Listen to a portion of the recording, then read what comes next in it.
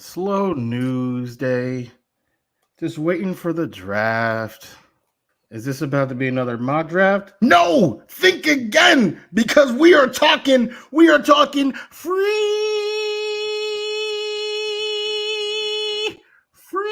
agents.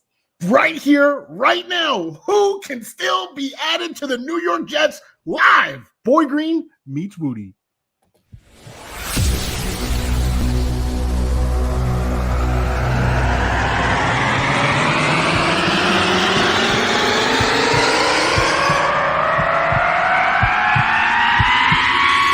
Zoinks! It is unequivocally the Super Bowl for New York Jet fans. Field Yates, baby. Field gosh darn Yates. Let's bring him on the show. Come on, people. Connor Rogers is joining the show. What's up, Connor? But Trevor gosh darn Sycamore, baby, for me, personally, my favorite New York Jet of all time. Wow, it's great to be on. What an intro that was right there. Paul, nobody does an intro like you, man. Paul, you give the best intro of literally any podcast that I've ever been. I'm gonna lose my gosh darn bananas.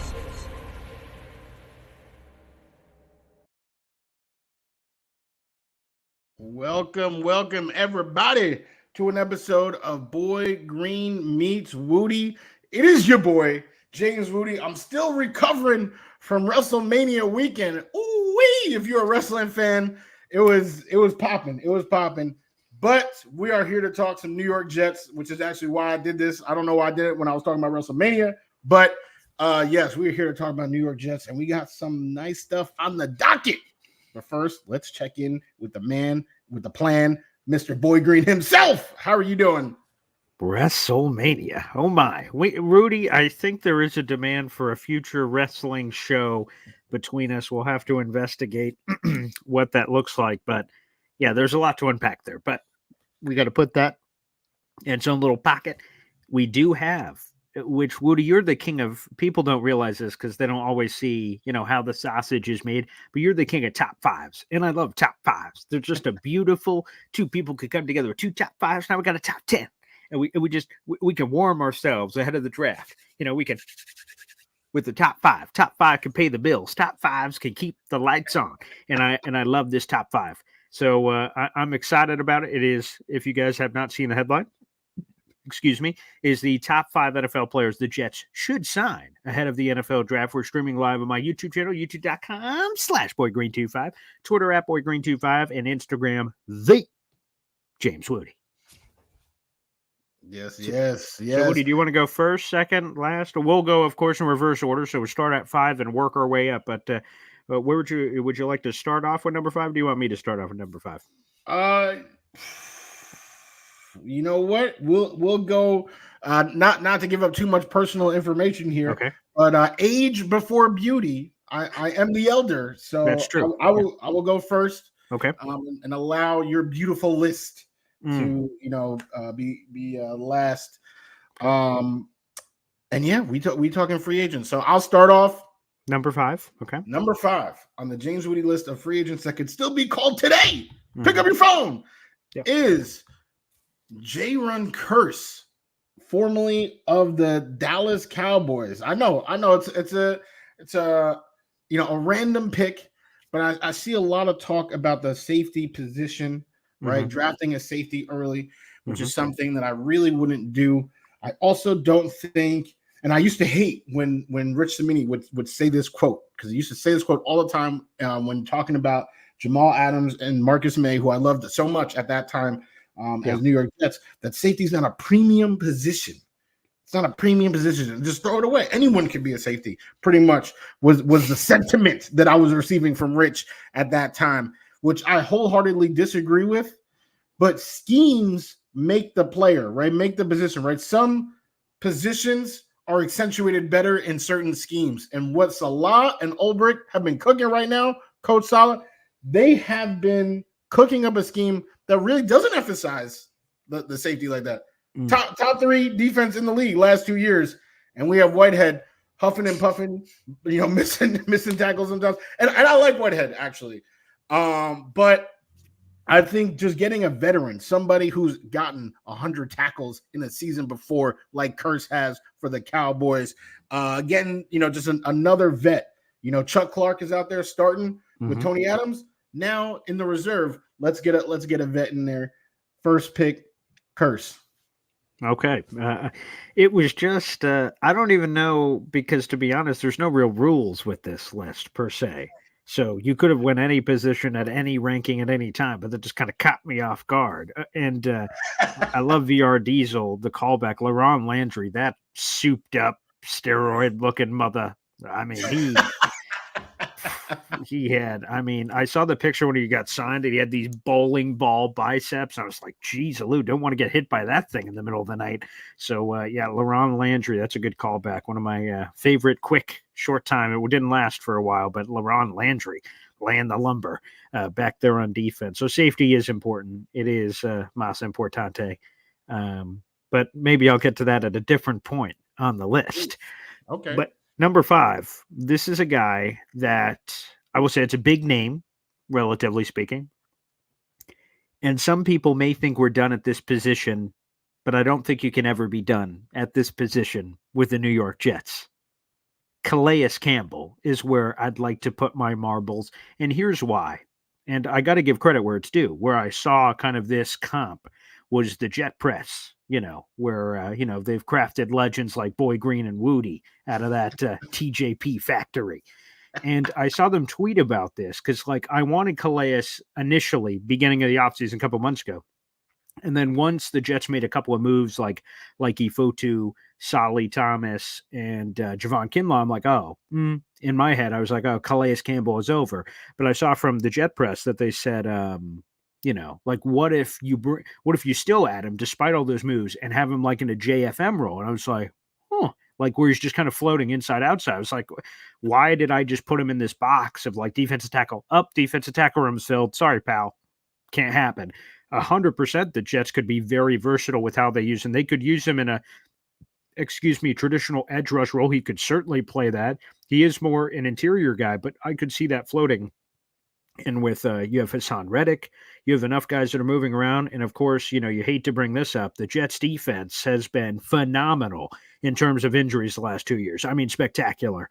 And I hope that streak keeps going for 100 more years into the future to Paul Esden Jr., the 3rd, the 4th, the 5th, the 6th. I hope they're all talking about that in a couple generations when I'm dead and kicking up daisies, that there's still that happening with the Jets defense. But to be honest, that streak eventually has to come to an end, and luck hopefully will bounce to some other side of the football. So Calais Campbell, he's still available. It's here on we're here on April 9th. Still plenty of time. Calais Campbell could do a little bit of everything. Leader, inside, outside player. Jets chased him hard last year. Makes a lot of sense to me, but it's 5th on the list. It's not number 1. I did rank this somewhat by priority for me of what's the most important things I would fill of these names. So he's last on the list, but I would still attempt to do it. So Calais Campbell, yes. I knew he would be on your list. If you had gun to my head, who's one person that's going to be on Boy Green's list? I knew Calais Campbell was going to be on there. It's a good pick. That's why you're a good man making good picks. I almost had him on the list, but then I kind of like what you were saying before. There's a lot of tackles in the room, a lot of edge rushers in the room, where safety there are 2. So we need a couple. And I know, Saleh's had such a great track record of working with, the lower rounds and, creating Michael Carter the seconds and stuff like that. Mm-hmm. I would just, not even worry about it. Let's just, get some old dog. Okay. I'll jump here and do kind of a snake draft. I'll give you 4. So okay. It's funny. You said, oh man, if I had to guess a player on my list, you would have done it right there.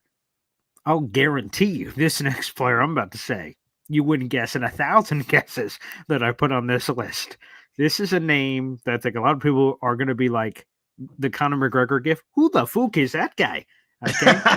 That may happen with this name, but this is a man that I met during this offseason. He's a wonderful man. He's a local guy here, and he's been around the block. I'm going to go with the Tay train, Latavius Murray.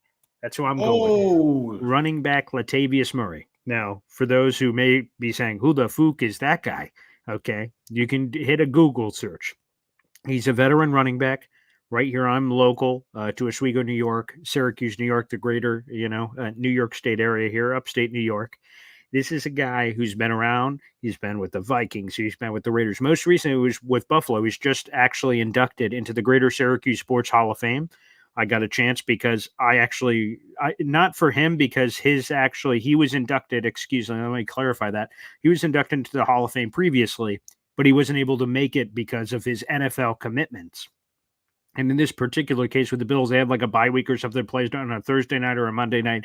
So he had time. So he came there to like experience his induction, even though he got inducted a couple years ago. So I voiced all the other inductees, everyone else who was inducted into the Hall of Fame. I was the voiceover. And James Wudi, he came out of the womb at 19 and a half inches and 6 pounds and all that jazz and read that. And then so Latavius got to hear my voice for all the other Hall of Famers. So I was kind of chopping it up. I'm like, yeah, I'm going to be that voice you hear in a few minutes. No big deal. And we took a picture. And I did tell him, I said, hey, I'd really would like it if you stopped playing for the Bills and played for the Jets. And he was like, oh, man, I don't mind that green, because green, I guess, was his high school, color. So I made the recruiting pitch already. He's not a name that's going to be like Zeke that gives you immediate thoughts of who he is, but he's been productive. He's a great pass protector, good leader.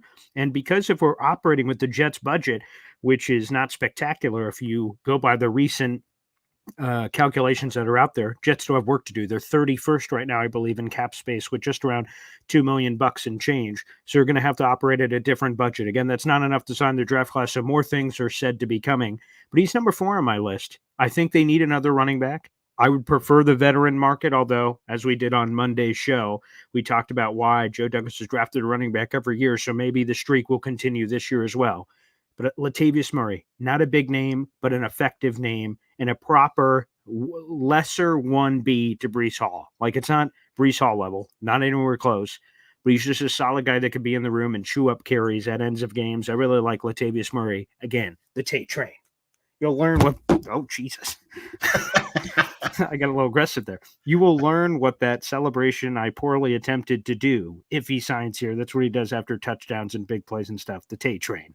So give me Latavius Murray before I hurt any more of my equipment. Wudi? I mean, it was a fantastic attempt. You just had equipment in the way, I was going to say, wow, how dare you disrespect Latavius talking about Googling, like people should know who that is. But then you started throwing around numbers and letters like 1B, and now I don't know, maybe you're giving him too much respect. But no, Latavius, he's always run hard. We'll be 34, so definitely, up there in age. You'll see how I address them. I mean, you probably already know I'm going to address the position later in this list. But I will give you guys my number 4. Okay. We said NFL players, and that includes wherever they played last year, even if that's the New York Jets. Give me Ashton Davis. Oh, okay. Yes, come on down, man. I mean, I know you're trying to be a starter. You're trying to, get that recognition. You're trying to get that playing time. But come on, man. Stop that foolishness, all right? Let the guys who have molded you, because, he wasn't looking very good. I actually think most people were not fans until this past year, right? Where, Well, I was, but I would understand other people who weren't. That's okay. Yeah. I mean, I was alone on the bandwagon. I know. Yes. Well, I mean, you've been there before. Woo! Lone wolf sometimes. But Ashton, I feel like he had a really nice year this year, and he should continue that in the same scheme with the same coaches that have really developed him. I don't want to say from day one, because they were not there at any point of his rookie year, but from day 366, they were there to help develop, and that would pretty much give the same concept for the backup safeties as the starting safeties. You got the young guy that's been just raised up by the coaches, and then that wily vet who's had success on a very successful defense.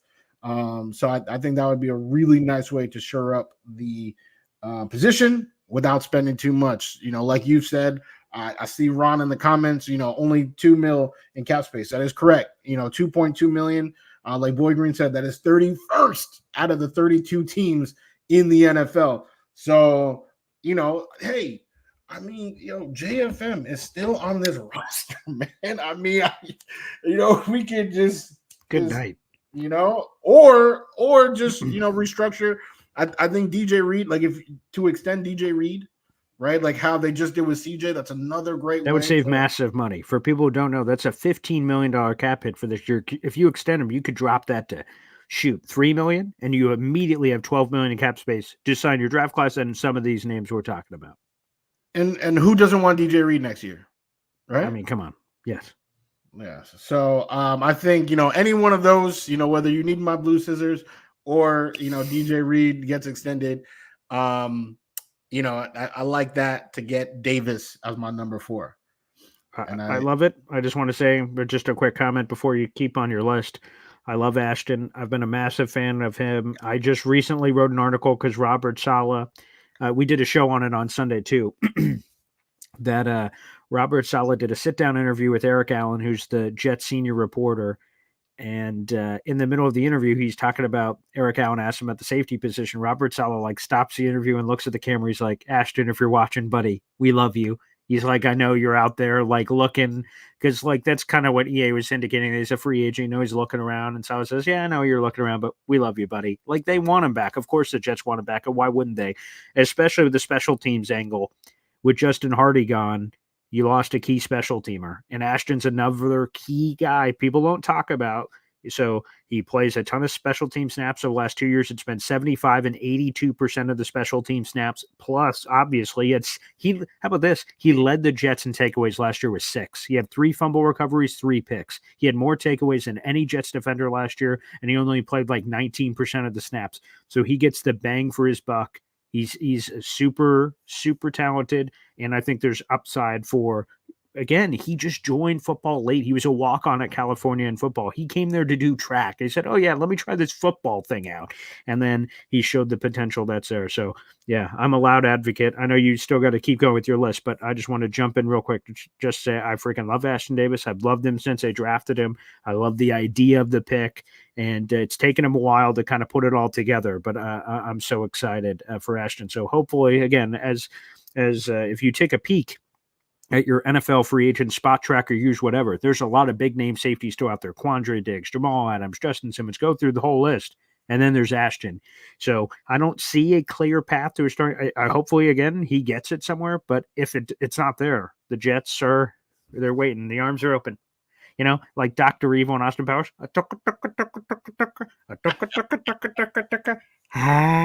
He's like, give your father a freaking hug. Do a little bit of that. That's what I'm hoping. Come on home. Yeah, well, I'm selfish, so I'm literally hoping he just comes back. I can't be hoping he gets a starting job somewhere else. But I mean, if he does, yeah, good for him. Good for him. Yeah. I'm selfish though. Come on, man. Come on. All right. And he was what, number 4 on your list? Yes. Okay, go ahead with your number 3. Number 3. Mm-hmm. You are about to see just right now. After the the Tay train, I am about to address that position myself. Okay. I've done it before already on this show, and I'm somebody who really, I don't change, unless I'm presented with new information. I'm not changing my pick. Kareem Hunt, come on down to these New York Jets. And I see some of my boys. I see Johnny in the comments talking about, is Kareem Hunt still out there? Yes, sir. Yes, sir. He is still out there. All right. To go to that's what I'm saying. All right. These people, they know what's up. I know what's up. Kareem Hunt is somebody who can do it all, and he's not an old man. No disrespect to Latavius. He's accomplished. He's had a good career. He still will continue maybe to, provide for an NFL team. But Kareem Hunt is somebody who was kind of robbed of his prime. And because of that, because he has been the 1B, throwing out letters and numbers again, the 1B to Nick Chubb, right? His mileage is so low for such a premium engine that can block, that can catch, that can run routes like a receiver. This man can do anything you need. I feel like he is the perfect complement to Brees. And if, God forbid, if Brees goes down, Kareem is someone who can step up and you can feel comfortable with. I would feel comfortable saying, okay, Kareem Hunt is starting. I would not feel as comfortable with Latavius Murray in that spot, So that is how I'm addressing the position with these calls to these lower tier free agents. Yeah, it's funny. It's for any of our Madden players out there.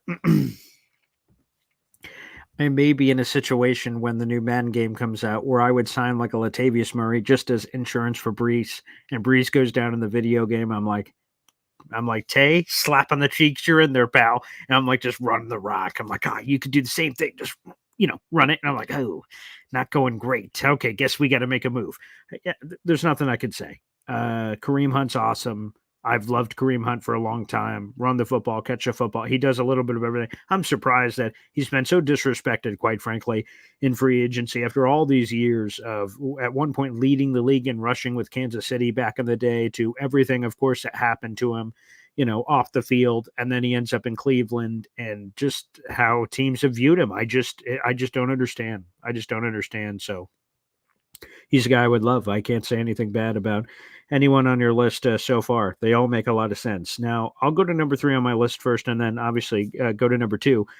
3, I will be honest, is Ashton Davis. But I put another name beside just in case Wudi also said Ashton Davis on his list, so I had a backup ready to go.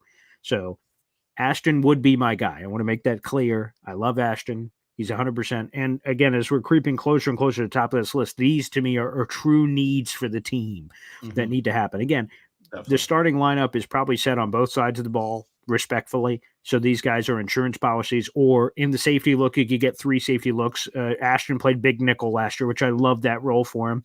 And they used him in a lot of creative ways. But putting Ashton aside for a second, I'm going to go a little big fish hunting here in the waters.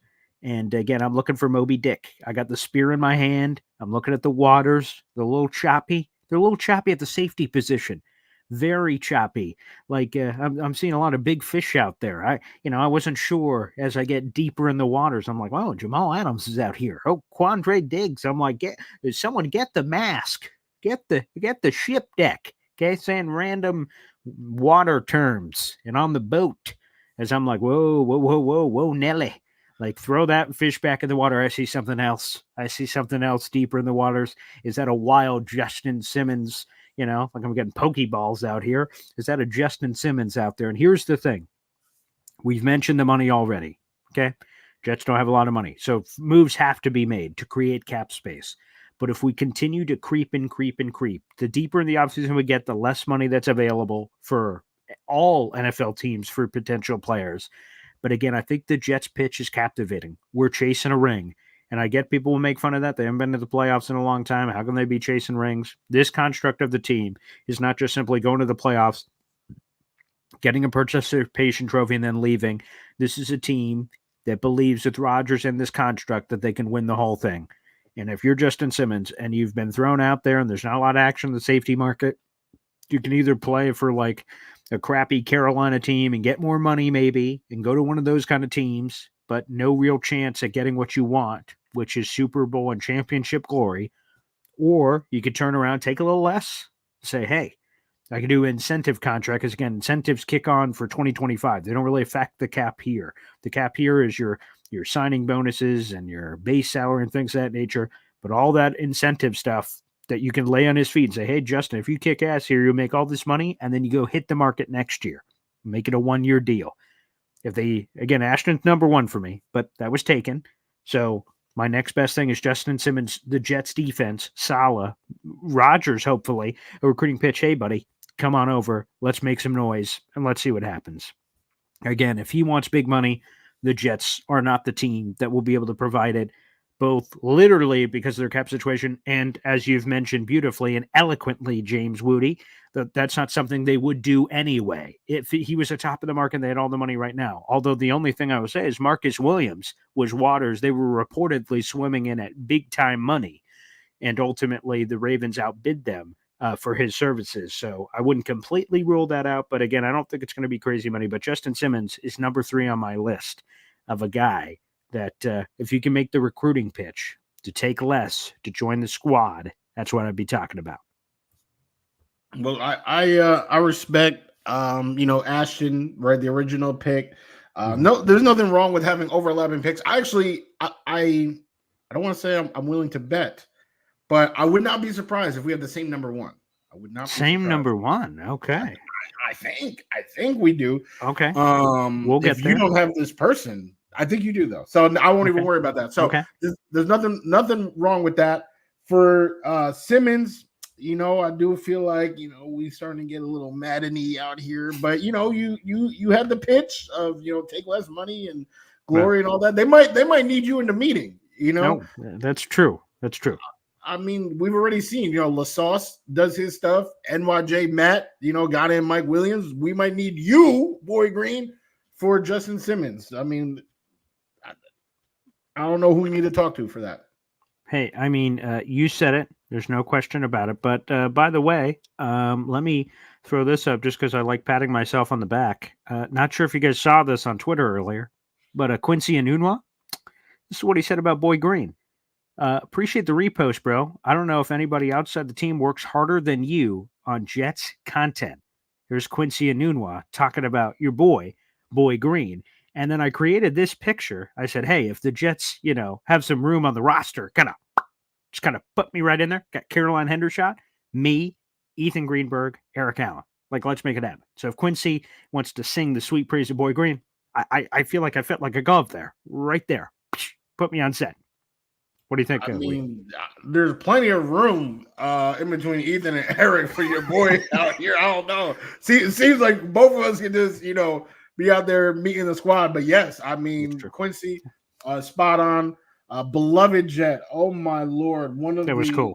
That was cool to get a tweet from Quincy earlier. Very nice. Yes. One of the greatest what-ifs Jets history. I still remember one of the seminal moments of Quincy Enunwa's career that I remember, and I'm pretty sure I'm getting this right, was the 2015 Week 16 New England Patriots Jets game in overtime. I'm pretty sure he caught this pass coming across the flat, and then he just turned upfield and you thought he was going to the house, but I believe he got tackled, caught short, and then that ultimately was the Ryan Fitzpatrick, Eric Decker back right corner of the end zone. I was there for that, and I was just losing my mind for that one. Quincy, like that is. Speaking of, we talk about Brock Bowers being this guy. This is a random comp, but Brock Bowers being this guy. Once he gets the ball in his hand, he's like a running back. When Quincy Enunwa got the ball in his hands, shitting contact, and just like never going down, and like literally, he's like piling forward, and people are dragging on his ankles, and he's just booking it. Like Quincy Enunwa, man, like nasty. I wish he would have been able to stay healthy. It's a damn shame he wasn't able to, and I love that, and a shout out to them because it looked like things were ending awkwardly. Remember, there's the Gase Quincy thing with the medical stuff, and it was all looking super questionable there at the end. I love he is hired by the Jets. That little clip in exchange me and Quincy are talking about is he breaks down wide receiver film, and he's part of some of their shows. I love that they're giving him a salary to be a part of their team. I just want to give a quick shout out to Quincy. I love that he's still with the Jets. He's around the Jets. He's in their facilities, breaking down tape and being around the team and being like a analyst of sorts. It's really cool. So shout out to Quincy Enunwa. Definitely. Yeah. Number 2 on the list. So again, safety. Again, I reject Ashton, but I had a pivot for Justin Simmons just in case because I felt Woody would be putting him on the list. So again, mind reader. But number 2 on the list is this individual. And to be honest, it's perfect timing with this, this show pitch by Woody about the top 5 players the Jets could still sign. Connor McGovern. The Jets do not have a backup center right now, unless you count Wes Schweitzer. And I don't, because I saw him snapping footballs last year. Yikes. Okay? Connor McGovern is just the perfect answer to the question. Who should be backing up Joe Tippmann at center? And the answer is easily Connor McGovern. He's a great leader. He's a great guy around Joe Tippmann. He handled it right. Both handled it right, quite frankly, in the interview process, training camp and things. And I reposts those videos all the time of Connor McGovern saying, I can't wait to be in Canton, Ohio one day, helping, like being there for Joe Tippmann's future induction. And if I can help him do that, that's like the greatest thing I've ever accomplished. And what a selfless thing to do, because he knew when he signed last year for $1.9 million that it likely was going to be as a backup, but he started as a starter, and then he ultimately moved over. They need a backup center. Again, now we're getting to, I'm talking about needs for this team here at number 2 on the list. Connor McGovern is the guy. Same money. Let's run it back as far as I'm concerned. It doesn't look like he's getting a lot of interest on the market from everything I gather. So come back home, be the backup center. You and Joe Tippmann have a great relationship. Let the relationship go. And if somehow Tippmann was to get hurt, I feel confident that McGovern can come in there and be a fine piece of the machine. He doesn't have to be the leader anymore, but just being a solid guy, I think, is interesting. And I want to answer this real quick. I see Tony G says, I thought Schweitzer could play center. Yeah, technically speaking, he can. And that was the joke I was making earlier. Remember, at the beginning of training camp last year, it was kind of a 3-way rotation between Connor McGovern, Wes Schweitzer, and Joe Tippmann, obviously, who was playing third fiddle for a while. Schweitzer got in there at center. And again, it was Hard Knocks clips and also reporter comments. But they said Schweitzer was like Rodgers goes to shotgun, Bluebird 22, set hut. And he's like shooting it over his head like 100 miles. And Rodgers is getting pissed at wasted snaps. Like, dude, snap me the friggin' ball, you bleep, bleep, bleep, bleep, bleep. So there seemed to be a lot of that going on. So yes, technically he can play center. But again, it didn't look like it was going well. It seemed like he fared a lot better at guard, which fine. We need guard depth anyway. So again, get me a legitimate center. That's what I'm asking for. Is basically my shtick. Anywho, yes, let's bring back Connor McGovern. That's number 2 on my list. Woody? Absolutely love Connor. And I love the offensive line. What we talked about when we were dissecting quotes, right? Talking about Joe Douglas, talking about Coach Saleh. Was that I was getting a little nervous that Joe Douglas feels like the offensive line is done.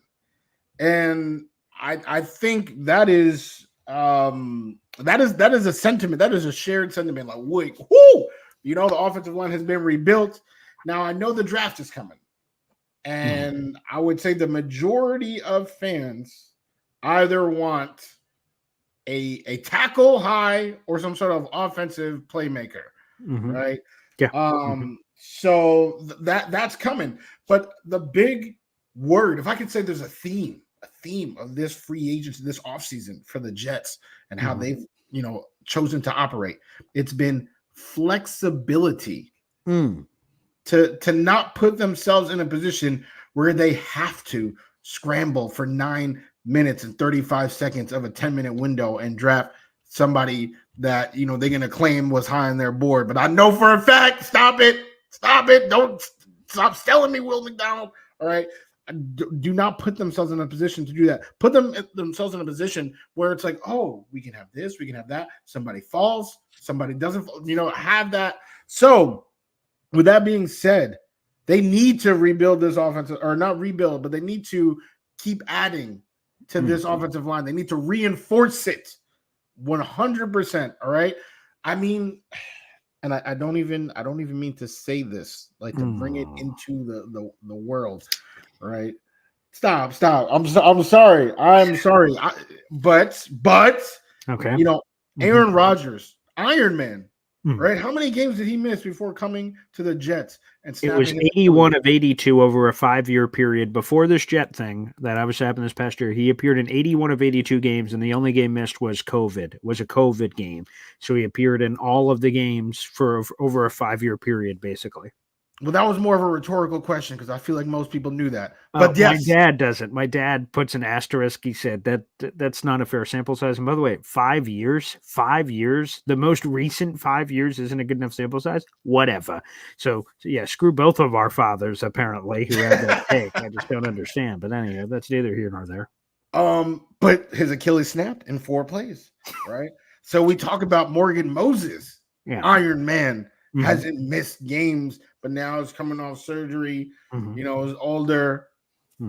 I like I said, I obviously hope that he plays every game. Tyron Smith, we already know about that one. We don't have to talk about that. AVT. I mean, if we're not talking about locations of where things are happening, it's the season-ending injury very early in the season both times. So this, I would say all 10 players, like all 5 of the backup, like I need to be confident in them. They want to tell me to be confident in Carter Wharton. All right, fine. I'm giving you one player per offensive line. Starting offensive line. Do you want me to believe in Bart Simpson? Okay, I will believe in him. I'll believe in him. Backup. You want me to believe in Carter Wharton? Fine. I like Wes. Not as center, right? But I'll take him as a guard. Give me on the other side, Matt Filer. Formerly, he was just on the Tampa Bay Buccaneers, but he was a longtime Pittsburgh Steeler. I'm talking about somebody who played right guard, right tackle for the Le'Veon Bell days. You guys remember Le'Veon, that old dude that was overpaid? Jets legend. Yes. Well, when he was an actual Steelers legend, Matt Filer was on that line. Maybe we should have brought Filer too, and we would have got the old Le'Veon. Okay? He did that, and then he signed a 3-year, $15 million contract with the Chargers. Same identical deal to Morgan Moses the offseason prior. And he blocked for Justin Herbert. I think we know how Herbert has looked behind Filer's blocking, pass protection those 2 years. Okay, this is somebody, he is a starting caliber guard. He happened to go to the Bucks this past season, so he did not start every game. But before that, he was on a 4-year streak, started every single game he participated in. All right, that's 79 games. This guy's a starting caliber guard who will come on the cheap and really have that flexibility. He played left guard for the Chargers those years. But on the Steelers, he was right guard, right tackle. That's 3 out of the 5 positions that he's played at a high level.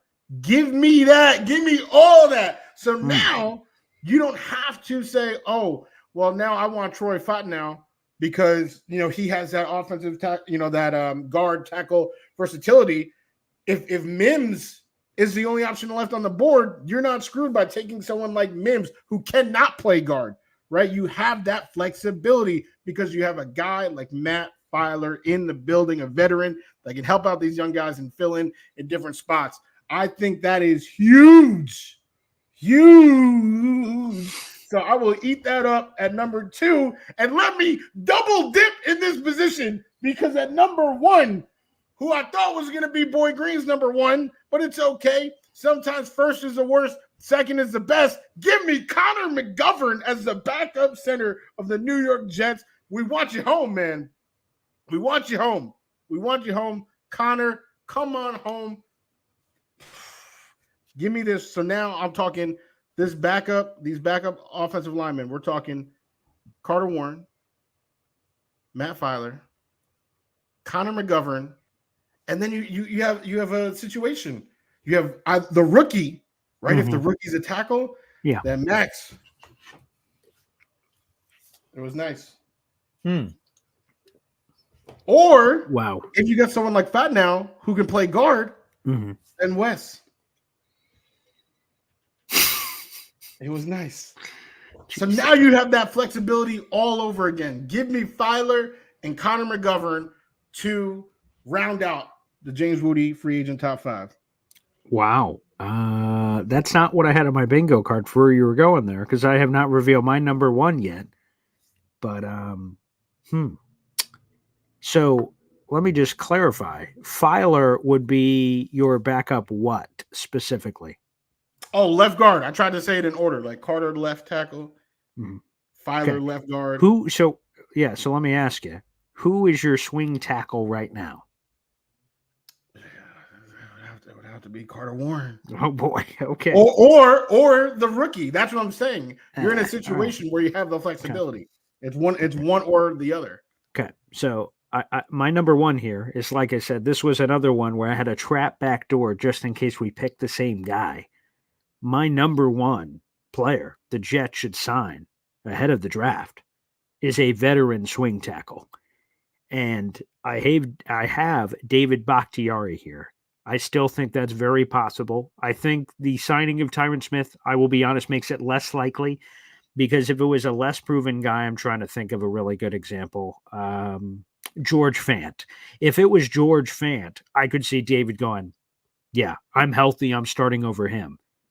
With Tyron Smith, even if Bakhtiari's healthy, he ain't starting over Tyron Smith. So this complicates it a bit, unless Aaron Rodgers just kind of, first off, the MetLife turf, he's been very adamant that he's not a turf guy. So that on a basis could be why he doesn't come here. But unless Aaron Rodgers just says, hey man, collect a paycheck, hang out with me, you get to hang out with me in the locker room, you still love the game of football, you get a check for being here. It may be difficult to woo him here. So he would be 1A on this list of 5. But another option that I had here on the list, which might be more realistic considering the Tyron Smith ad, is Donovan Smith, the starting tackle that was for the Super Bowl champion Kansas City Chiefs. And he was very open during Super Bowl week that his dream with the D, okay, is playing for his hometown New York Jets. That, to me, seems incredibly realistic. You pluck the heartstrings, he gets to come home. He gets to be the top swing tackle in case anything goes wrong. You have Donovan Smith here. Big Donovan, who is a starting Super Bowl tackle, and I know he got a lot of heat from people for the penalties, and so did his teammate, Jawan Taylor, got a lot of that too, the other tackle. I think Donovan Smith, you pluck the heartstrings. He's your top veteran swing tackle, super reasonable money, and you get another guy in there. Now, I'm not saying Carter Warren isn't that guy, and again, maybe they don't sign a guy into Wudi's point, like he's the guy they believe in, plus you throw in the rookie. I'm just trying to create as big of a barrier as possible between Aaron Rodgers and the Xavier Newmans of the world. That's what I'm doing, is I'm going brick by brick. I am trying to, like, there was this one Goosebumps episode that I saw where this grandma like punished her grandson because he did something and she locked him in a chair. This couldn't have been Goosebumps. This seems too dark for Goosebumps. But anywho, somehow, okay, there's 2 rooms. There's the dining room and this room. And then her grandson did something that upset her. So she tied him to a chair into that room. And then, she just kind of layered the wall and trapped her grandson in there with bricks, and then she painted the wall and put a nice little painting there. I'm going to be honest, I don't really know where I'm going with this story, but just follow me here. That, basically she created a wall between her grandson who ended up dying of starvation and her in her living room, and the wall was there. So somehow, I don't know why that comparison makes any sense whatsoever, but I'm trying to make that doesn't make any sense. I don't really know. It actually makes complete sense. Put Xavier in there.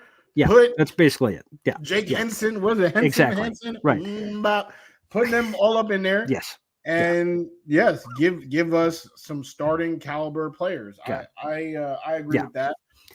So anywho, so that's my very weird story to say that, again, you're just creating a wall separation with some like horror show, like, I don't know, not Final Destination, American Horror Story, whatever the one was. Something like that, yeah, something. But there was a wall created. And then the son was like, I'm sorry, Grandma. She's like, too late. Brick. And then she painted the wall. The point is that I want to create as big of a wall between those. So let's be, if anything, over aggressive at offensive line, where people are saying after, man, the Jets really went over the top. Great. Phenomenal. So give me a veteran tackle.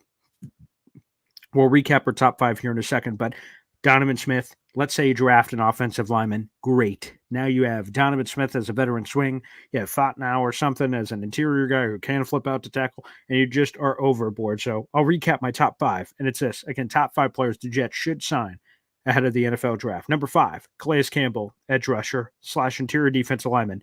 Number 4, Latavius Murray, veteran running back. Number 3, Ashton Davis. And again, Wudi already said him, so I said convincing Justin Simmons to take less to come here.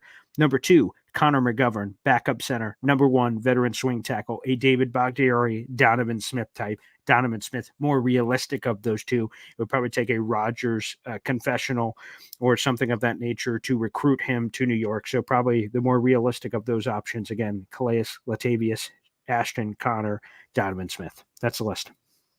Yes. And the real list, the Wudi list, all right, Yeah. that we going off of right now Mhm. is Jaron Curse. All right, get that veteran safety, somebody who has played at a high level. He's kind of more depth now, but can still pack some wallop to his bunches. Number 4. Who did I say number 4? Ashton Davis. All right, more safeties. All right, you can never be too safe at the safety position. Come on home, keep developing under this coaching staff, and do what you do. Number 3, Kareem Hunt, one of the most disrespected NFL players the last 10 years. Please come win a ring. Win a ring. All right, become a legend with the New York Jets and do what you do. Just in case anything happens, if that hall pass gets rescinded or something, we got to make sure that we are still in the hunt for this Super Bowl race. Number 2, just like my friend Boy Green, number 1 and 2, we go in offensive line. So at number 2, give me Matt Filer, somebody who has played, he has blocked for Le'Veon Bell on the complete right side, guard and tackle. And then for Justin Herbert on the left guard, somebody who can come in here and just play musical chairs. And really, the big thing is a starting caliber player that is just waiting in the wings, waiting to play. And then number 1, our boy, my friend and yours, Connor McGovern. I mean, he's been solid this whole time. And what he's doing for Tippmann's development, providing value on and off the field. Give me that all day. That's it. That's the list. Yes. Boom. So you see that, right? You guys see that? All right. Boy Green and I agree. Offensive line, it's where it's at. Please stop telling me about these. Oh my gosh, somebody talk to me about Odell Beckham one more time or Hunter Renfrow. Stop that. Stop that. Please. I don't have that on my list. I did not list a receiver, but of course, receiver is a need. But I fully anticipate the Jets going cheap labor in the draft at this point after the Mike Williams addition. Now, again, you can make a compelling case if OBJ really wants to come here and it's cheap, or Tyler Boyd obviously has not gotten the market. I don't know if you saw that, Woody, but a week or two ago, 3 weeks maybe, at times a flat circle. But in that one, the Steelers apparently offered Tyler Boyd a 2-year, $10 million deal, $5 million per. And he was like insulted, like kick rocks, pal.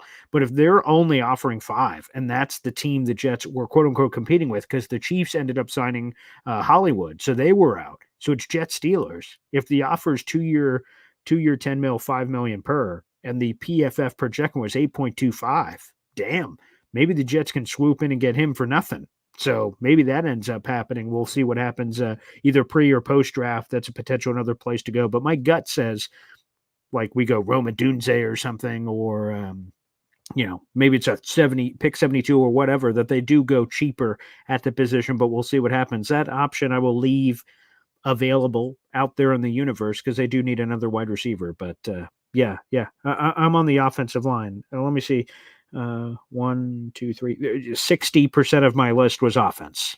I had safety and pass rusher thrown in there too. So 3 of my 5 were on the offensive side of the ball where it should be.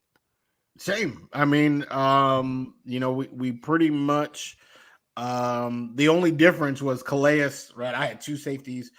You had Calais, but in terms of position, we went identical pretty much. So we agree there. I really don't think receiver. I think it's being overrated. Like, Lazard. No, it's not. It's literally not even about Lazard. It's truly not about Lazard. You look at the AFC Championship game this past year. Mike Williams is a better receiver than any receiver that was playing in that game. Anyone. And Garrett Wilson is better than him. So to say like, desperately need a receiver. You guys got any receivers over there? Like, to say like that we're starved for a receiver is just outrageous. It's kind of crazy to me. It's kind of crazy. Now, could one be helpful? Oh, sure, of course. More playmakers, all that. But to say, one is absolutely needed, I strongly disagree. What I think is absolutely needed is more starting caliber talent on that offensive line. That is the ship that is going to help this run. I mean, look at Jim Harbaugh, right? We already talked about that quote. That's true. We did. Again, it is about that protection. I will also say, randomly, for those who are watching the show, I keep saying that you can only watch the show. Only Boy Green Daily you can be watching or listening for the show. But we had a rare baseball game off because of the eclipse yesterday, so I got to be back here at the home studio for Boy Green Meets Wudi, which I'm excited about. Wudi said he could see the light because my radio studio, I try to go for like the rave atmosphere of like the flashing strobe lights behind me, so I appreciate it.